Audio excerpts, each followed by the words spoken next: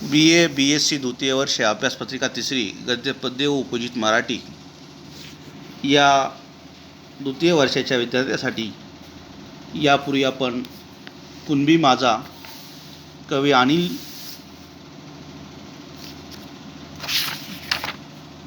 गव्हाणे यांची कविता आपण पाहिलेली आहे। तर आज आपल्याला आकाशा एवढा कवी सदानंद सिंगारे यांची कविता आज आपल्याला अभ्यासायची आहे।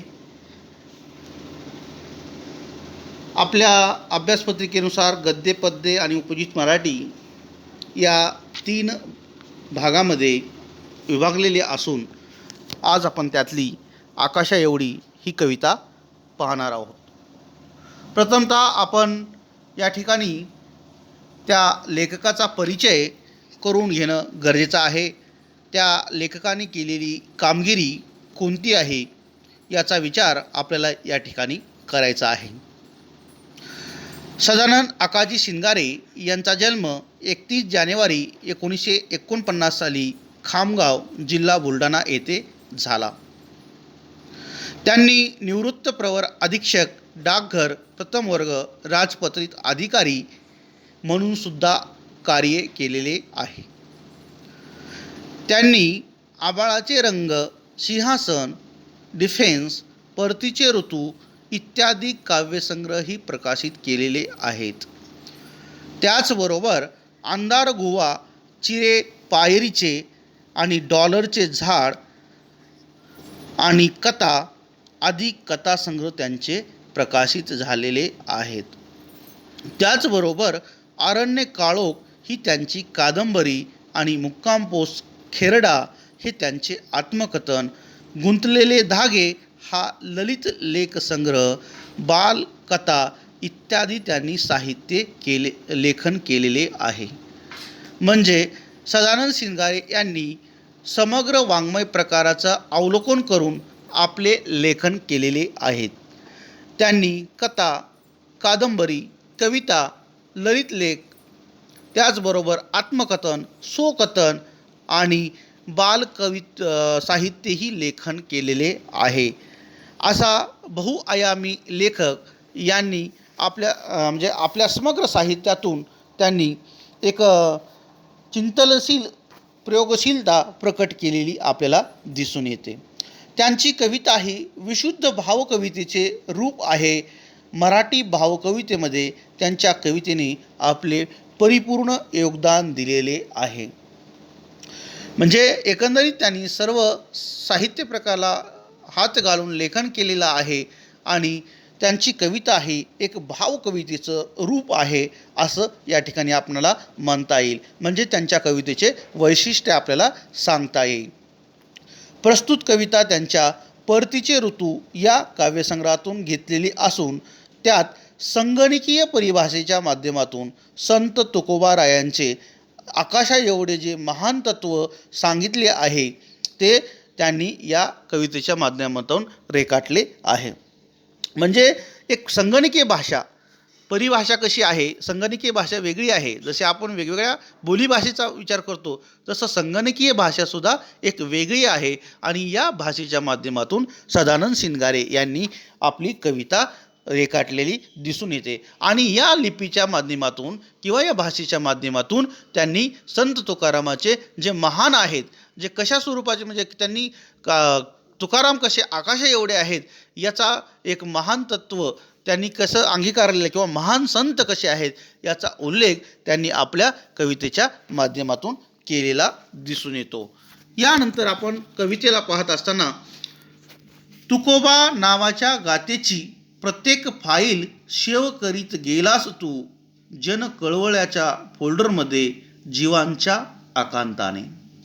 कवी या ओळीतून काय म्हणतो, तुकोबा नावाच्या गातेची प्रत्येक फाईल सेव्ह करीत गेलास तू, जन कळवळ्याच्या फोल्डरमध्ये जीवांच्या आकांतानं। म्हणजे संत तुकारामांची जी गाथा आहे त्या गाथेतली जी प्रत्येक विचार आहे तो विचार आपल्या प्रत्येक म्हणजे मेमरीमध्ये आपण जसं फाईलमध्ये एखादी फाईल तयार केल्यानंतर सेव्ह करतो किंवा साठवून ठेवतो, तसं हा जनकळवळ्यामध्ये तू साठवून ठेवत आहास. म्हणजे त्यांचे विचार, त्यांचे अनमोल विचार हे आपल्या जनकळवळ्यामध्ये जीवांच्या आकांताने तू सेव्ह करत गेला आहेस किंवा अंगीकारत गेलेला आहेस. संत तुकारामांनी सांगितलेले जे विचार जे आहेत, जे समाज प्रबोधन त्यांनी आपल्या अभंगाच्या माध्यमातून केलेलं आहे. म्हणजे नाही निर्मळ मन काय करेल सावन, हे जे असे जे विचार आहेत, जे समाजाला दिलेली एक शिकवण आहे, हे शिकवण जनकळवळ्यासारखी तू विचारात घेत गेलेला आहेस आणि ते सेव्ह करत गेलेला आहेस. प्रत्येक फाईल सेव्ह करत गेला आहेस. आपण एखादं कम्प्युटरवर संगणकावर एखादं काम केलं असेल तर आपण ते काम साठवून कसं ठेवतो, म्हणजे संग्रही कसं ठेवतो, तसं प्रत्येक तुकोराबाचे अभंग हे तू साठवत गेलेला आहेस किंवा तुझ्या साठविलेले आहेत, असं या ठिकाणी कवीला म्हणायचं आहे. पुढे जाऊन कवी म्हणतात, प्रिंट आउट सुद्धा घेतले करून अध्यात्माच्या प्लास्टिक कोटेड लॅमिनेटेड निर्लेप अवतरणात मुंबाजी सारखा व्हायरसची चाहूल लागताच तू गेलास फ्लॉपी ड्रायव्हरमध्ये हरिनामाच्या मेमरीत. म्हणजे या ठिकाणी सगळी संगणकीय भाषा वापरलेली आहे. प्रिंट आउट म्हणजे आपण एखादं काम केल्यानंतर ज्याची एक छायांकित प्रत आपण कशी काढतो, म्हणजे प्रिंट आउट काढतो, त्या पद्धतीनं तू जे अंगीकारलेले जे विचार आहेत ते विचार तू समाजामध्ये पेरले आहेस किंवा तुझ्या अंगून ते तसे अंगीकृत झालेले आहेत. तू त्यांच्या विचाराने प्रभावित होऊन तू समाजामध्ये जगत आहेस, तसंच कार्य करत आहेस आणि एक त्या पद्धतीचं ते आवरण तू आपल्या अंगीकारी घेतलेलं आहेस निर्लेपपणे. म्हणजे कसलाही लोभ न करता तुकाराम महाराजांचे जे विचार आहेत, जे अनमोल विचार आहेत, ते विचार तू अंगीकारले आहेस आणि ती समाजामध्ये तू त्या पद्धतीनं वागत आहेस. पण मंबाजी सारखा व्हायरसची चाहूल लागताच तू गेला फ्लॉपी ड्रायव्हरमध्ये हरिनामाच्या मेमरीत. म्हणजे त्या काळामध्ये आता संगणकामध्ये सुद्धा व्हायरसच आहे. मग आपण व्हायरसला कमी करण्यासाठी काय करतो, त्याला अँटीव्हायरस टाकतो. म्हणजे आपण अँटीव्हायरस त्या कॅम्प्युटरमध्ये टाकतो, कारण जेणेकरून आपण जे केलेलं कार्य आहे किंवा आपण जे साठवण केलेले जे विचार आहेत किंवा आपले जे काही कार्य आहे ते त्यामध्ये व्यवस्थित सुरक्षित राहावं. म्हणून जसं आपण आपल्या कॅम्प्युटरला व्हायरस टाकतो, तसं या ठिकाणी सुद्धा जर मंबाजी म्हणजे त्या काळामध्ये जी संत तुकाराम महाराजांना जे कुणी त्रास दिला असं, त्या मंबाजी यासारखा व्यक्तीनं त्रास दिला होता, म्हणजे त्यांच्या विचाराला विरोध केला होता. म्हणजे त्या काळात सुद्धा व्हायरस असलेला आपल्याला दिसून येतो. तर त्याची उपमा ही त्या मंबाजीला एक अँटीव्हायरसची उपमा या ठिकाणी दिलेली आपल्याला दिसून येते. आणि तसा मंबाजीसारखा जर एखादा व्हायरस लागला तर तू त्याला सुद्धा घाबरला नाहीस. म्हणजे संत तुकाराम महाराज घाबरले का त्या मंबाजीला? नाही. त्याला प्रतिउत्तर म्हणून त्यांनी आपलं कार्य हे चालूच ठेवलं. म्हणजे त्यांनी कधीही खंड न करता कुणी काही म्हणू आपल्या पद्धतीनं आपण जगायचं म्हणून संत तुकाराम महाराजांनी आपलं समाज प्रबोधनाचं काम हे कधीही रुखडलं नाही. जरी ते मंबाजीसारखा जर व्हायरस जरी आला तरी त्यांनी आपलं कार्य सोडलं नाही. आपण आपल्या पद्धतीनं कार्य केलेलं आहे. तसं या ठिकाणी कितीही व्हायरस असले तरी आपण अँटीव्हायरस जसं टाकतो किंवा एखादा डाटा जर आपण तयार केला असेल तर फक्त एक PC मध्ये ठेवता अनेक ठिकाणी ठेवतो. जसं मेलवर असू शकतो किंवा एखादी फ्लॉपी म्हणजे CD असेल, या CD ड्रायव्हरमध्ये आपण CDच्या रूपामध्ये आपलं कार्य ठेवत असतो. जरी म्हणजे तुझी कुणी जरी त्या करप्ट जरी तुमचं संगणक झाला असेल तर तुम्हाला तो डाटा पुन्हा रिकवर करता येतो. त्यासाठी आपण वेगवेगळे पर्याय जसे निवडतो तसं या ठिकाणी संत तुकाराम महाराजांनी सुद्धा आपल्याला जरी कोणी विरोध केला असेल तर आपलं कार्य विरोध करण्यासाठी नाही तर चांगल्या लोकांसाठी आहे म्हणून त्यांनी आपलं कार्य हे चालू ठेवलेलं आहे. आणि त्यांची गाथा जरी बुडवलेली असेल, तुकाराम महाराजांची गाथा जरी इंद्रायणीत बुडवलेली असेल तर त्यांचे विचार हे बुडाले का? नाही बुडाले. त्यांच्या मनामध्ये आणखी साठवून आहेत. म्हणजे त्यांनी सुद्धा संग्रह करून ठेवलेलं होतं. म्हणजे जरी त्यांचे लिखित स्वरूपात जरी इंद्रायणीमध्ये त्यांची गाथा बुडवली असेल तरी त्यांचे हे विचार त्यांच्या मनामध्ये कोरून ठेवलेले होते आणि ते सतत कोरलेले विचार हे समाजाला प्रेरित करण्यासाठी त्यांनी समाज प्रबोधन केलं, असं सुद्धा या ठिकाणी कवीला म्हणायचं आहे. पुढे जाऊन म्हणतात, पार तळाशी इंद्रायणीच्या तुझी एकही फाईल झाली नाही करप, तू मात्र गेलास निघून. तुला नव्हता ईमेल ॲड्रेस की नव्हता पासवर्ड स्वतःचा, तरीही सोपे सोपे होत तुला हुडकणे, हृदयाच्या कॉम्प्युटर उघडून फाईल सेव्ह ॲज करणे. म्हणजे या ठिकाणी म्हणलं मी तुम्हाला की त्यांची जर गाथा इंद्रायणीमध्ये बुडवलेली असेल, तळाशी गेलेली असेल, तरी त्यांची एकही फाईल करप्ट झालेली नाही. जसं आपण एखादा जर संगणकामध्ये जर एखादं कार्य केलं असेल तर आपण ते करप्ट होऊ नये म्हणून सीडीमध्ये ठेवतो, पेनड्राईव्हमध्ये ठेवतो, ईमेलमध्ये ठेवतो. म्हणजे ह्या सगळ्या गोष्टीवरती आपण एखादा डाटा सेव्ह करत असतो जेणेकरून आपल्याला तो रिकवर करता येईल. तसं या ठिकाणी संत तुकाराम महाराजांना त्यांची इंद्रायणी जरी तळाशी बुडाली असेल तर त्यांची एकही फाईल करप्ट झालेली नाही. त्यांचा विचार बुडाला का? नाही बुडाला. मात्र तू निघून जरी गेला असलास तरी तुझे विचार, आज तुला ईमेल ॲड्रेस नव्हता, त्या काळात कशाचा ईमेल ॲड्रेस असेल का? कशाचा पासवर्ड असेल का? की पासवर्ड टाकला आणि ईमेल ॲड्रेसवर जर टाकलं का? तसं आहे का? पण संत तुकाराम महाराज जरी निघून गेलेले असले तरी त्यांचे विचार आज आपल्याला 21व्या शतकामध्ये सुद्धा उपयुक्त पडतात. म्हणजे मरावे परी कीर्तिरूपी उरावे, म्हणजे त्यांची जी कीर्ती आहे, त्यांचे महान आहे, महानत्व आहे किंवा ते महान झालेले आहेत. म्हणजे आपण महान कोणाला म्हणतो? ज्याचे विचार हे काळाच्या पुढे जात असतात त्याला आपण महान म्हणत असतो.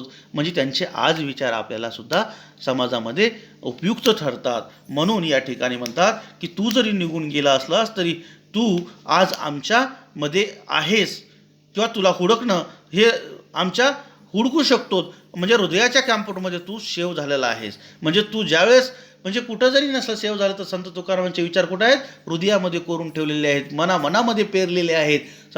समाजाच्या प्रत्येकाच मनुष्याच्या हृदयामध्ये त्यांचे विचार पेरलेले आहेत आणि त्यांचे विचार हे आज आपल्याला समाजामध्ये जगताना क्षणोक्षण उपयोगी पडतात. म्हणून संत तुकाराम महाराज जरी त्यांची गाथा बुडालेली असली, त्यांना जरी त्रास झालेला असला त्या काळामध्ये, तरी आज आपल्याला त्यांचे विचार आपल्याला आवश्यक वाटतात. त्यांना जरी ईमेल ॲड्रेस नसला किंवा पासवर्ड जरी नसला तरी पण आज माणसाच्या प्रत्येक हृदयामध्ये हे सेव्ह ॲज, जसं आपण एखादी फाईल डबल सेव्ह करण्यासाठी सेव्ह ॲज करतो, तसं प्रत्येक फाईल, प्रत्येक विचार हा संत तुकारामाचा समाजामध्ये पेरलेला आहे, म्हणजे पेरलेला आहे. आणि त्याप्रमाणे मनुष्याचं जीवन हे साफल्य झालेलं आपल्याला दिसून येतो, असं कवी या ठिकाणी सांगतो.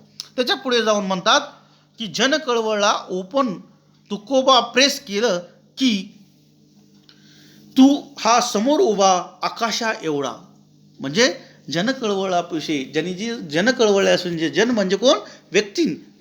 व्यक्तींच्या कळवळ्यासाठी जे त्यांनी विचार प्रेरित केलेले आहेत ते आज आपण नुसतं संत तुकारामाचे सामाजिक कार्य जर असं जो नुसतं म्हटलं तर आपण ओपन केलं की तुकोबा हे आपले नुसतं प्रेस बटन केलं की आज आपल्याला माहिती भेटते. हा तू जसा उपासा राहतोस तो आकाशा एवढा, तुझे जे विचार आहेत ते आकाशा एवढे जे आहेत ते ओपन होते.